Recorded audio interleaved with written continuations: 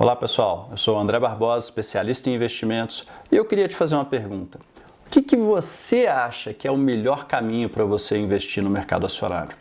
Você acha que é através de comprar diretamente ações? Será que é através dos fundos de investimento em ações, os famosos FIIs? Ou através dos ETFs, que são os Exchange Traded Funds, ou seja, os fundos negociados em bolsa, que também te dão uma exposição ao mercado acionário? Então, o tópico do nosso vídeo é justamente esse, é discutir o que essas três modalidades trazem, o que são aí vantagens e desvantagens para cada uma delas, e no final eu vou poder compartilhar com vocês também qual é a estratégia que eu, André Barbosa, uso na minha carteira. Além disso, vou falar um pouquinho também sobre as tendências globais em relação a essas modalidades de investimento. Então, dá o seu like no vídeo, se inscreve no canal, que eu vou estar sempre trazendo para você novas informações e novas estratégias de investimento que vão te ajudar a construir uma carteira que vai ter uma excelente rentabilidade no longo prazo. Então, falando um pouquinho sobre as três modalidades, eu gosto de fazer uma analogia primeiro, que é o seguinte, imagina que você vai fazer uma viagem para a Europa. Tem algumas maneiras de você fazer isso. Você pode planejar essa viagem você mesmo. Você pode decidir quais voos você vai pegar. Vou passar alguns dias em Paris, depois eu vou passar vários dias em Londres. Vou ficar nesse hotel, vou fazer tais e tais passeios e você tem a propriedade dessas decisões. Isso aí é muito parecido com você investir diretamente em ações. Ou seja, você está disposto a estudar, entender o assunto profundamente e você vai ter a responsabilidade, a propriedade dessas decisões. Então, se você fizer uma ótima viagem, isso aí, os méritos, o louro, é todo seu. Compensação, se der errado, você montou que era para você pegar um trem e ficou muito apertado a conexão, etc., isso aí também a responsabilidade é sua. Então, vamos pensar que você tem uma alternativa que é o seguinte, você pode procurar uma agência de turismo e comprar uma excursão. Essa excursão, você vai ter um time de profissionais que já vai ter mapeado, talvez, algumas opções interessantes para você. Então, você vai sair de São Paulo, vai voar para Paris, de Paris você passa 4 dias, vai para Barcelona, depois você vai para outra cidade e por aí vai. Qual que é a grande diferença? Primeiro que você diminuiu um pouco o seu risco, porque são pessoas que já conhecem isso profundamente. Por outro lado, você não tem como sair daquele script. Não tem como você dizer que o programa aqui, por exemplo, deles são 4 dias em Paris, você quer passar 5. Não quer dizer que você vai ter a sua oportunidade de, na medida em que você aprende sobre o assunto, buscar estratégias diferentes. Então, quando você está num fundo, você tem que seguir o que é uma estratégia em comum que o gestor e o time de analistas está determinando como sendo a melhor para o fundo. Então, essas são algumas diferenças. Eu gosto de fazer essa análise só para dar um pouco da visibilidade para as pessoas, mas se a gente olha, então, diretamente em ações, para quem que isso é indicado?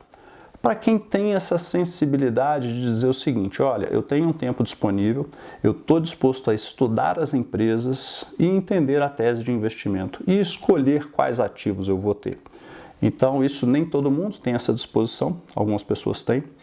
É um negócio que você não aprende da noite para o dia, então eu recomendo que você vá fazendo isso aos poucos, então gradualmente você ir aumentando a sua exposição em ações e sempre com o cuidado da diversificação. Como você está comprando as ações diretamente, você nunca pode ter uma única ação ou duas ações, sempre pensar em ter várias ações e ter ações de setores que não são correlacionados.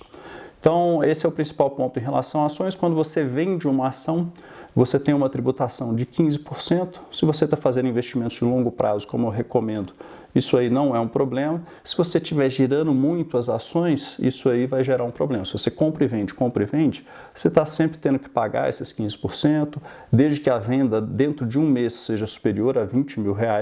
Tá? Então, vamos fazer um exemplo. Você comprou Petrobras, você comprou R$100. Petrobras subiu 20%, você tem R$120. O seu ganho foi de R$20. Você vai ter que pagar um imposto sobre esses R$20 de ganho, então 15% dos 20 vão ser 3.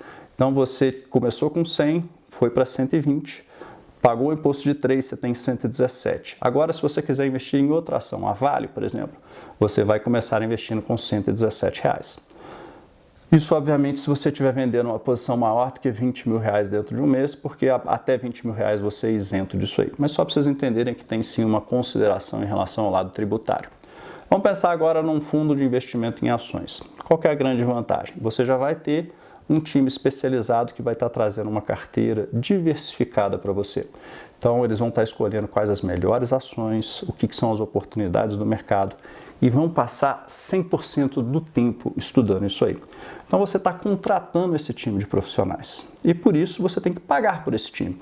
Normalmente, essa remuneração se dá através de duas taxas, uma que é a chamada taxa de administração, que para os FIAs, na média, fica em torno de 2% ao ano, e você também paga uma taxa de performance, ou seja, 20% da rentabilidade, na maior parte dos casos, acima do que for o índice de referência, que na maior parte das vezes é o Ibovespa, você vai estar pagando a título de performance. Então você tem sim um time especializado trabalhando para você, só que você tem um custo por ter esse time. Tá?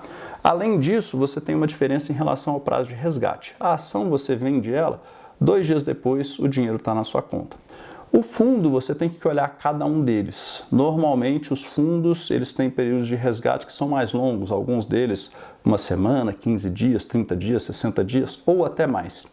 Então, sempre você tem que estar preparado para saber se você está disposto, sempre investir em ações pelo longo prazo, mas no caso de uma emergência, que se você tiver um FIA, muitas vezes você não vai conseguir ter acesso àqueles recursos. Quando a gente olha para os ETFs, o que é um ETF? É um Exchange Traded Fund, é um fundo negociado em bolsa. O ETF, o que ele faz? Ele não vai tentar render mais do que o Ibovespa, por exemplo. Ele vai simplesmente replicar o Ibovespa. Então, por isso ele tem um custo muito baixo, você não precisa de um time de especialistas para fazer isso.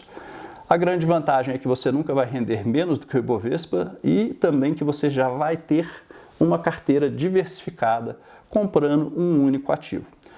A desvantagem que você tem é que você também não tem o controle, então você não tem aquele senso de propriedade, porque basicamente você está seguindo o que é um índice.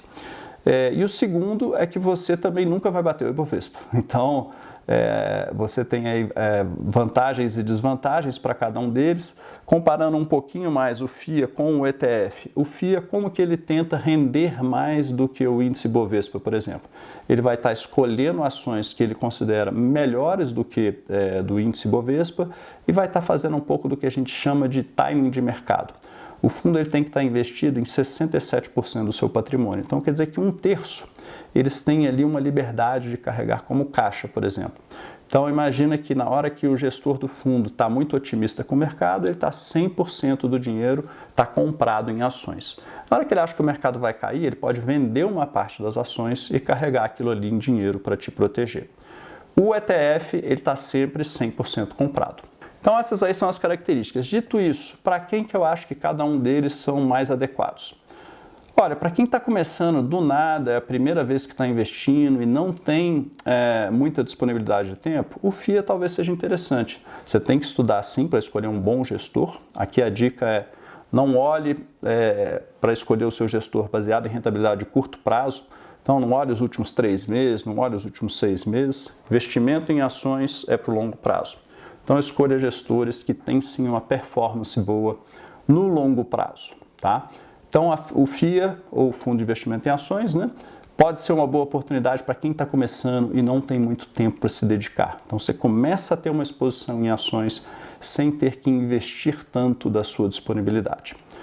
O ETF, ele já é interessante talvez para quem também está começando, não quer passar por essa decisão de escolher o gestor, quer simplesmente pensar o seguinte: eu quero ter uma exposição no mercado acionário, não quero ainda me dedicar para escolher as ações e eu vou fazer isso aí através do ETF, tá?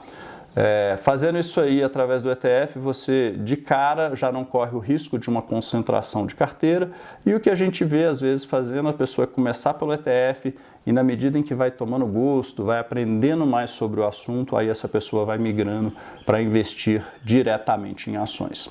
E aí por último a gente fala sobre investir diretamente em ações, que na minha opinião é o modelo mais divertido, porque você sim consegue entrar na tese de investimento de cada uma daquelas ações, você consegue ter um processo onde você escolhe, você tem a liberdade de comprar ou vender qualquer um dos ativos a qualquer momento. Mas eu entendo que isso aí muitas vezes é algo que é intenso demais em termos de dedicação para várias das pessoas. Então, investir diretamente em ações é uma recomendação que eu faço de uma maneira que ela é proporcional à disponibilidade de atenção que você pode dar ao assunto. Então agora eu vou falar um pouquinho como que eu, André, na minha carteira, eu, André Barbosa, como é que eu lido com isso aí. Como eu já adiantei no início do vídeo, aqui no Brasil eu faço um pouco diferente do que lá fora. Aqui no Brasil eu faço 100% da minha participação em mercado acionário através de ações diretamente. Por que isso? Porque eu consigo me dedicar, eu conheço as empresas, eu tenho tempo, eu estudo, eu leio os relatórios, eu leio o que são as divulgações de resultado de cada uma das empresas que eu acompanho. Então eu consigo sim, regularmente, ter uma performance, um rendimento que é muito acima do índice Bovespa, mas principalmente eu faço isso pela satisfação de ter a minha carteira, onde eu tenho ali, tanto para o bem quanto para o mal, aquela sensação de que eu estou criando valor. Então essa é a maneira que eu faço no Brasil. Em ativos do exterior, eu faço um pouquinho diferente. Principalmente quando a gente olha as ações americanas, eu não conheço elas tão bem, com tanta profundidade quanto as ações brasileiras, embora eu tenha morado nos Estados Unidos muito tempo. Então eu faço um mix, eu faço uma parte através de um ETF, que negocia aqui no Brasil, é o IVVB11. Então ele replica o índice S&P 500, que é o índice que representa as 500 maiores ações listadas nos Estados Unidos, e faço uma parte diretamente em BDRs. O BDR é o quê? É o recibo de uma empresa que negocia lá fora, lá em Nova York, ela estando negociada aqui no Brasil. Uma maneira muito conveniente de você fazer esse investimento. Então, Brasil, só ações diretamente. No exterior, ativos exterior, IVVB11 mais BDRs que negociam aqui no Brasil. E aí falando um pouquinho sobre as tendências globais. O que acontece? O mercado ele começou com a gestão ativa. Você tinha os gestores que estavam ali buscando bater os índices, até que no finalzinho de 1975 surgiu o primeiro fundo indexado de uma empresa que chama Vanguard. E ele nasceu para justamente replicar a performance do índice S&P 500. De lá para cá, esses fundos negociados em bolsa, fundos indexados, eles vêm crescendo muito de patrimônio e eles crescem muito mais rápido do que os fundos de gestão ativa. Então, para vocês terem uma ideia, tem uma reportagem do Bloomberg que eu vou até colocar aqui na descrição.